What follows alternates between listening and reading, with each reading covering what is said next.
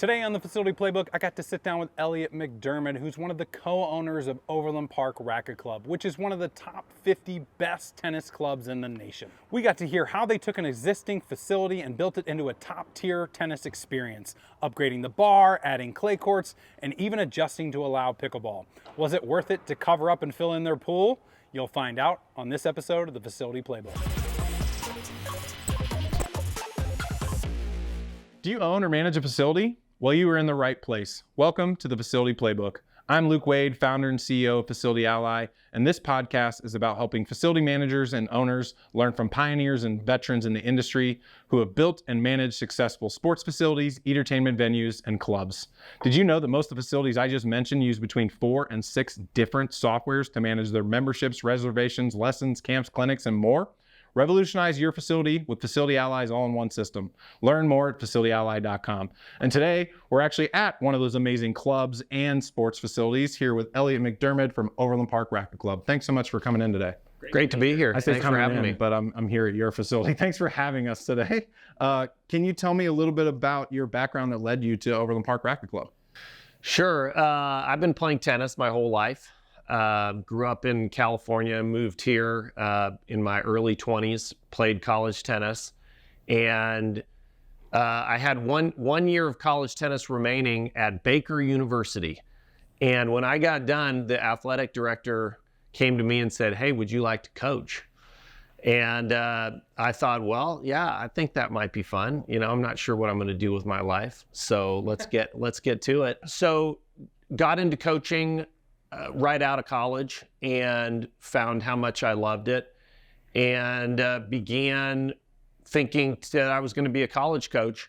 And before long, I realized that working with kids and trying to make people better and really looking at the whole development process, that's what really got me into this. And so I ended up here at the Overland Park Racquet Club, actually, as a young guy, just trying to figure out what was next. And before long, I met my business partner, Eric Rand, and we decided in 2008 to go out on our own and start our own junior tennis academy.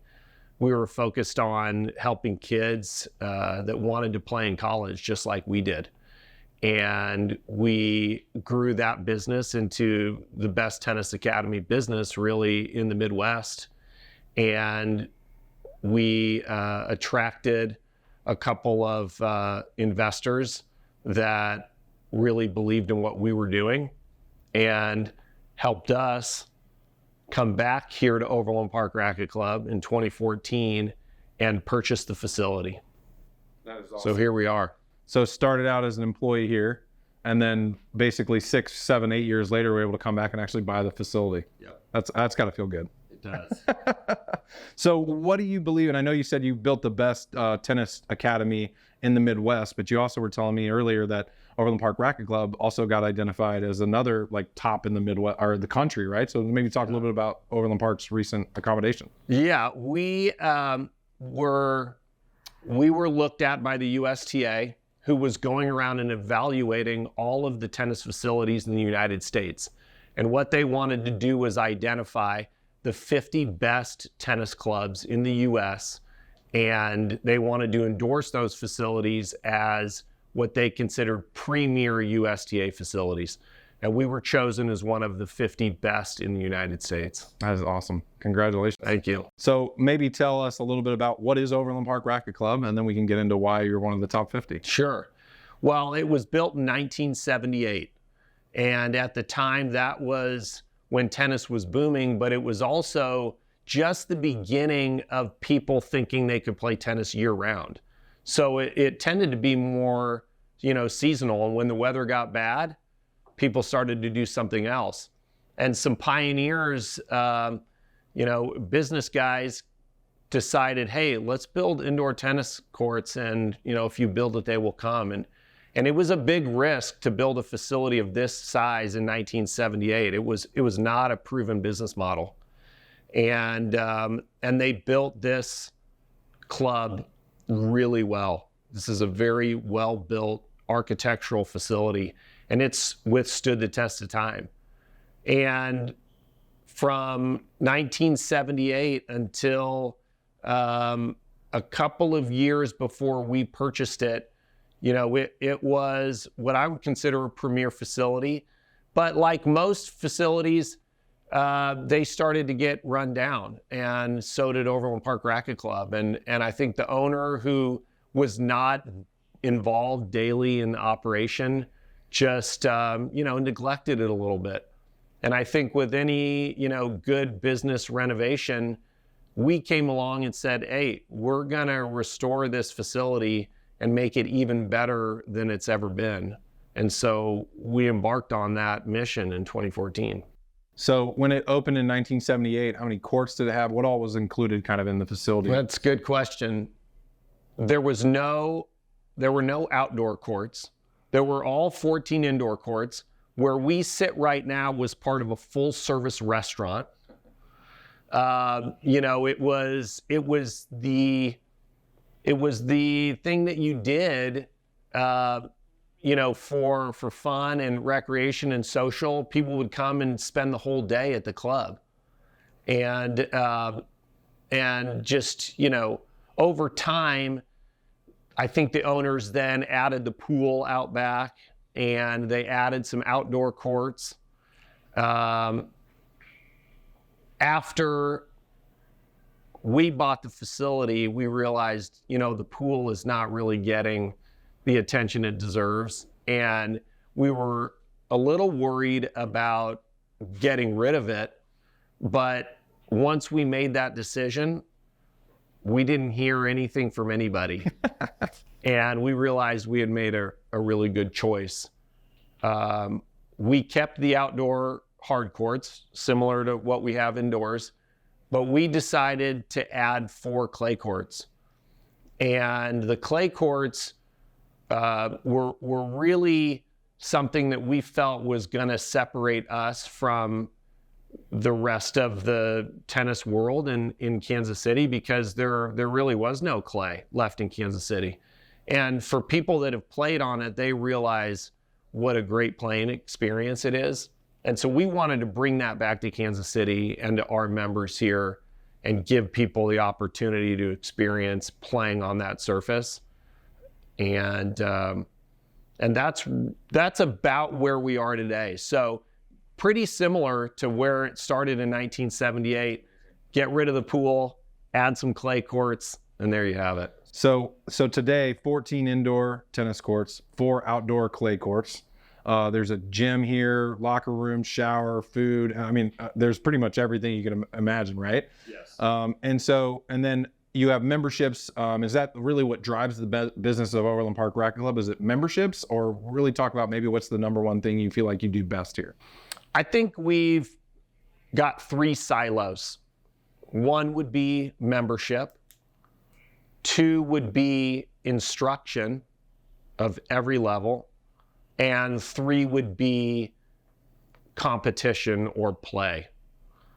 And I think all 3 of those are really important, not just for us as a business, but for tennis as a whole.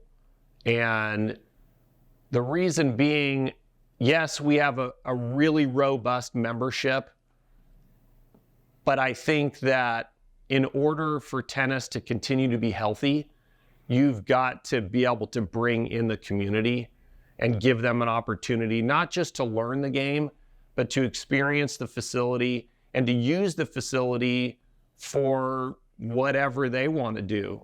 So for instance, tournaments are a really big part of what we do here.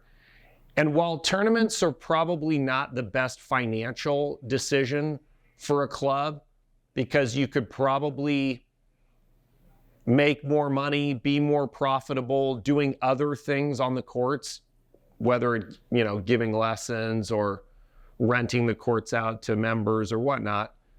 The tournaments have a lot to do with growing the sport. Same with the leagues. So for instance, today we have a citywide women's league playing here. Not all of these women are members of the club, but we feel like it's important to the community and to the growth of tennis to allow them and to welcome them in here to use the facility. And then the third part being the instruction. I think tennis is a very difficult sport, not only to learn, but to really master. And so it's a sport that requires a lot of instruction. And we want to provide the highest level instruction possible anywhere in the United States. And we really work hard to reach that goal every day. Well, it sounds like you've got there with the top 50 from the USTA, so that's great. Did they give you any metrics around why you were picked as the top 50? Yes. One being the leagues and the tournaments. So the USTA, the United States Tennis Association, is really the driver behind leagues, and they're the official provider of leagues and tournaments in the U.S. We provide them more courts and more court hours than any club in the region. And we provide certified coaches to instruct players. Every single coach in this building is certified with either the USPTA or the PTR, the Professional Tennis Registry. So they've been certified, and that gives them a license to, officially know what they're doing. Sure. And then the quality of the courts, the quality of just the overall environment, and I think, a bit of an intangible is the reputation of the Overland Park Racquet Club. Sure. All of those, I think, went into the the award, or whatever you want to call it. Yeah. Well, yeah, that's really cool. So what do you feel like, outside of those metrics, what are some of the secrets to running your facility or this facility day to day? Secrets. Don't have to be secrets, or, it could be, what are some of the things that you believe what you do makes you, top 50? I think what makes us unique is that my partner, Eric, and I, we worked at a number of different tennis clubs throughout our careers and as players. And I think at each one of them, you look around and say, man, if I could make the decisions, if I owned this facility, this is what I would do different. And I think we took all of that experience and put it to use when we bought this club and said, we understand what it is to be players, and we understand what it is to work in facilities. And so we want to create the best tennis playing experience for the people that play here, but also for the people that work here. So if you could say that, what's the secret? I would say that's the secret. We talked a little bit about with Casey Crew, in the beginning, I looked at every other league and I decided, I wish I could do that differently. I wish they did that differently. And then I just did it in my own. After that, I relied very heavily on feedback from people who played in the leagues. I used to umpire every game, and I told people I was the umpire. I didn't tell them the owner, right? Because if you're the owner, people are like, I love it. I love it. If you're the umpire, they scream and yell at you and tell you everything that you did wrong. Sure. And so I got a lot of feedback from that and was able to really just guide my direction of my leagues how I wanted based on what people yelled at me. Do you rely on customer feedback? What are some of the ways that you kind of listen to your, customers and give them what they're asking for? I'll field a lot of the emails and phone calls from people who, would like to complain, or maybe better, constructive criticism. And I always like to listen to those. I also love to get the positive feedback, which is rare, but very valuable, because it also, gives you a touch point of the things that you are doing well. And so we definitely listen, and I think we make adjustments where we can. And I think we've made a lot of improvements that have made the playing experience here what it is. Whether it's the LED lighting, or resurfacing all the courts, or cleaning the court surface regularly, which you wouldn't think's that big of a deal, but that really makes a difference to tennis players. And when you do those things, those little things end up showing up as big differences. Yep. Yeah, people notice, it's all about that experience. And if you can do a couple things that just elevate that experience just a little bit, it's enough for them to stay here and come back another time. So that's great. So what would you say are some of the biggest day-to-day challenges of running a facility this size? I mean, 14 courts, like this place is huge. So what are some of the challenges you have with that? Yeah. I would say daily challenges are to make sure that people that want to play and do what they want to do on the tennis court, just making sure we're taking care of them. I think with 14 courts, it's actually something that's an advantage to us over most facilities which have between 4 and 10 courts. Because with 14 courts, nobody really gets slighted on what they want to do and when they want to play. So it's big enough that we can give people what they want when they want, and nobody, gets kind of pushed to the side, right? Sorry, the 7 o'clock slot's full, you're going to have to play at 9. So being a club of this size is a real advantage in that way. The challenges aren't really that big, honestly. I think like any facility, you want to bring more people into the game. And so it's not necessarily a daily operations issue as much as it is just getting out there and getting people more interested in playing the game. Well, that's a great segue into our next question is essentially with the rise of pickleball, do you feel like that's affected Overland Park, more today than it has 5 years ago? Or what are your thoughts around the pickleball rise? And we talked a little bit about this offline, but a lot of people are saying tennis is dying. And I keep hearing it, but I'm like, I haven't really seen any stats or done any research around it. And I feel like people are just saying that because the growth of pickleball is so big. So love to hear from someone who lives and breathes tennis every single day. Right. Tennis is not dying. In fact, the growth of tennis has been phenomenal over the past 3 years. And I think a lot of that had to do with the pandemic, frankly. People getting outside and getting reacquainted with tennis or golf or pickleball. And that has reminded a lot of people about what a great sport tennis is. And it's really exploded since then. So the pickleball part of things is more, I agree with you, that because so many people are coming in and that sport is exploding, it looks like you're getting a lot of people leaving tennis and going to pickleball. But in fact, we don't see that here. I think pickleball has been good for tennis, and I think tennis has been good for pickleball because I think you can cross over, and there's a lot of people that are doing that. I also think getting a paddle or a racket in somebody's hand, regardless of which sport they're playing, is good for everybody. That's awesome. I love that perspective. And so have you added or looked at pickleball, or how are you guys kind of, tennis facility, obviously you can't ignore pickleball. So what have you guys kind of done to kind of, appease the pickleball fans? Sure.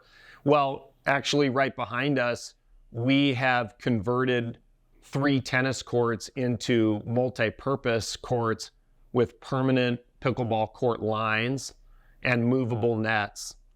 In order to provide pickleball at times that we can do that. So we host tournaments through Casey Crew and some leagues, some clinics, and just open play for people that want to get out of the heat or the rain or the cold. And I hope to see that side of things grow. Currently, we can't turn these permanently into pickleball because we just have too much tennis play here still. Well, that's awesome. You heard it here first. Tennis is not dead. I love it. You said this used to be a kitchen, full service restaurant. It's obviously dialed back a little bit, but you still offer food and beverage. So maybe talk about how important that is, or how you kind of manage your food and beverage for the club here. We did food made to order, professional kitchen for years. And actually, during the pandemic shutdown, we stopped doing that and have never brought it back.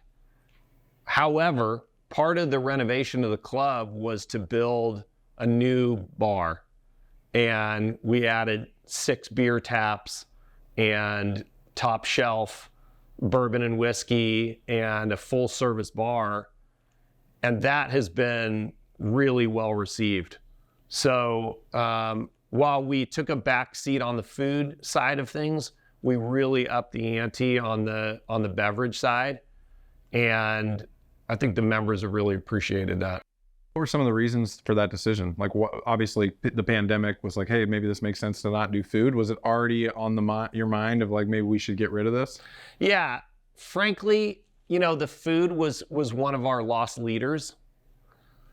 I think it's difficult in today's day and age with people coming and going and doing as many things as they are to just stop, order some food, wait, sit and eat, Yep.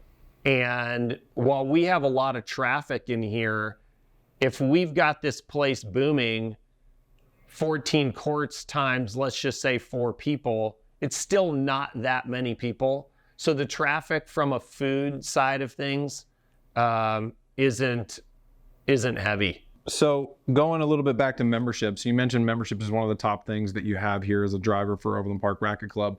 How many times have you changed, do you feel like you're finally at the spot where, hey, we know what we should offer in our memberships, or what all went into deciding the levels of membership and what's included in those? Because I feel like more and more people are offering memberships or trying to refine their memberships. And I've seen a lot of people that I feel like don't know what to include for what level of pricing. So I'd love to hear, since you guys do it so well, what went into that for you?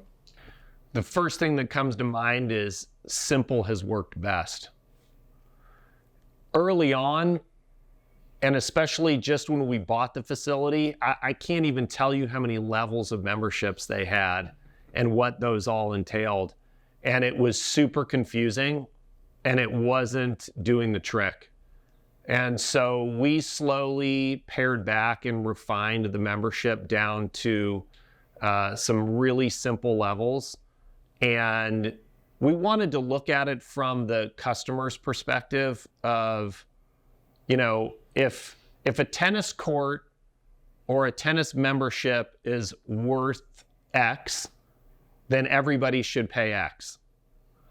And so we basically got down to a junior membership, a kid, and a family, and an individual. That's basically what we've got. And everybody gets the same access. And while the pricing is a little bit different based on, the age or, the size of the family or whatnot, sure. For the most part, if you're a member here, you get full access to the facility, you get full privileges, and you fall into one of those categories. Do you find that, like you said, multiple family, because a lot of places will have family memberships and couples memberships and military memberships and all those different things. Do you find the families with more kids, push back on that a little bit because they're paying the same amount even though they're bringing more kids in, or what has been the reception of that? No, I think that it's worked out great. I would say that our family membership is by far the best buy. But that's also because, we want families participating here. We want this to be something that, families can do together. And if you've got 3 or 4 or 5 people in your family and you're all playing here, that's good for us too, right? We do actually have a couples membership, sorry. That's all right. We have a couples. Okay, cool. So with everything that you mentioned, and kids obviously being a focus and the family being the focus, what are some of the things you've had to consider around, not just adults, but also having kids here? Oh boy, that's a tough question. I think there's some stereotypes that we've had to overcome because it does look like a lot of the play here is with kids.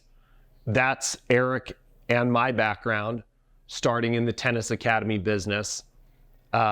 We have a passion for helping kids get better and pursue whatever level of tennis they want to play at, whether it's professionally or just make their high school team and everything in between.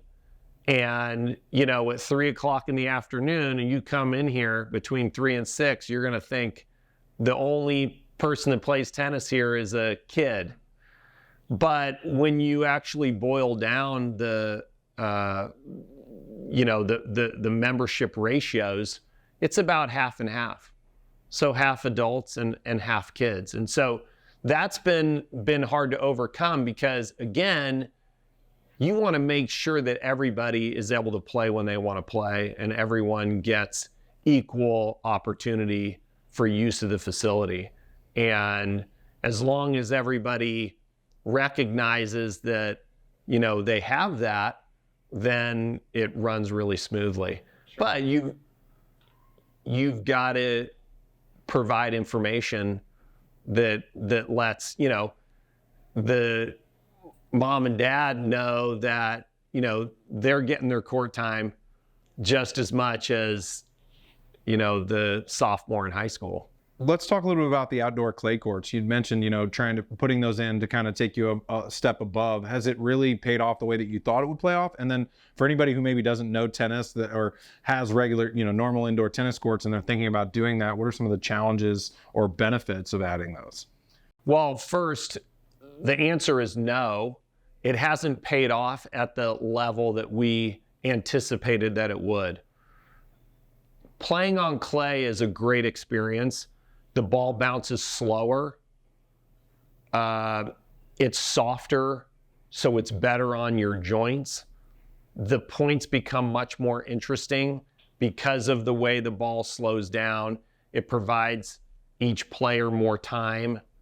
The movement is a lot smoother on a clay court than pounding on a hard court. All of those things make for a really interesting game and much better on your body.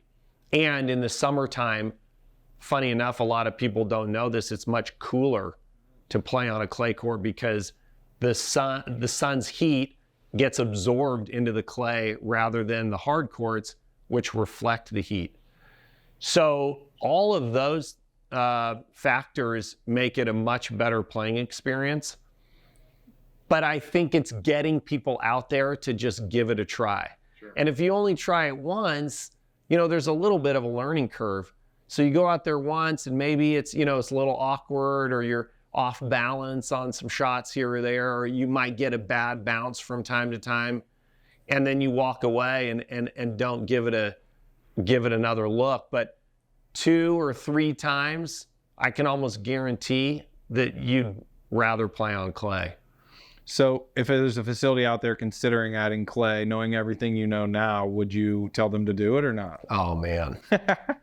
Oh, you got me with that one. It depends on the day, how I feel about that. Depends on the day. I'm very thankful that we've done it. While I was sure I did the right thing when I got rid of that pool, I think I'd be doing the wrong thing if we got rid of the clay. Oh, okay. That's interesting. And I've never played on clay, so I would love to try it. And I didn't even know you guys had those here. The setup of here is so amazing because driving by, it looks like this short building, and then you come in here and it just goes on and on and on and on. So the more you were talking about it, I'm like, man, I didn't know they had 14. So anyway, I'll have to check those out on the way out. You're open from 7 a.m. to 10 p.m.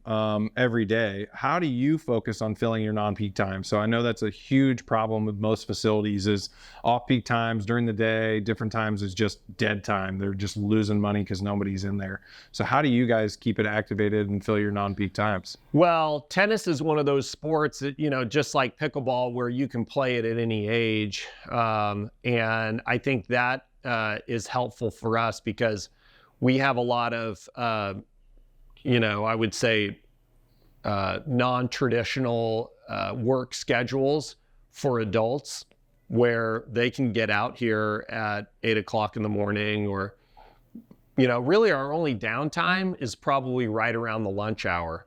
So whether it's stay-at-home moms or men or women who work from home a few days a week, or, have part-time jobs, or one of our biggest demographics is recently retired people, and they've got all kinds of time.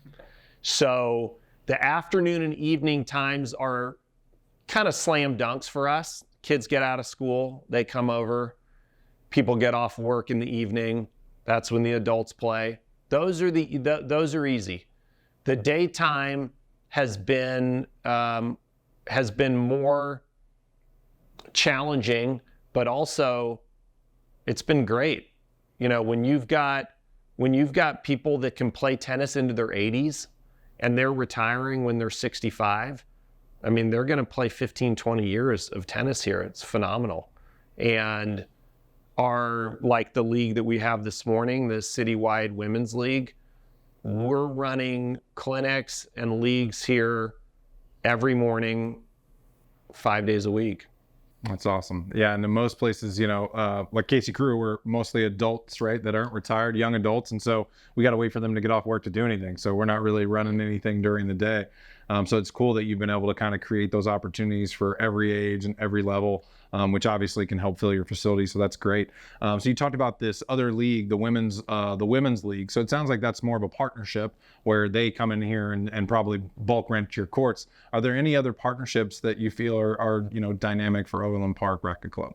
Sure. Yeah, that's called the TCKC. I think it stands for Tennis Club of Kansas City. I'm not positive about that, but I think that's what it is. That organization, as well as there's what we've called for years the 10 Cap League. I think they've actually rebranded. They're also an independent league organizer. We give them access to play matches, league matches. The United States Tennis Association is the biggest provider of league tennis in the United States. And we provide as many courts as possible that we can for them. Casey Crew, of course.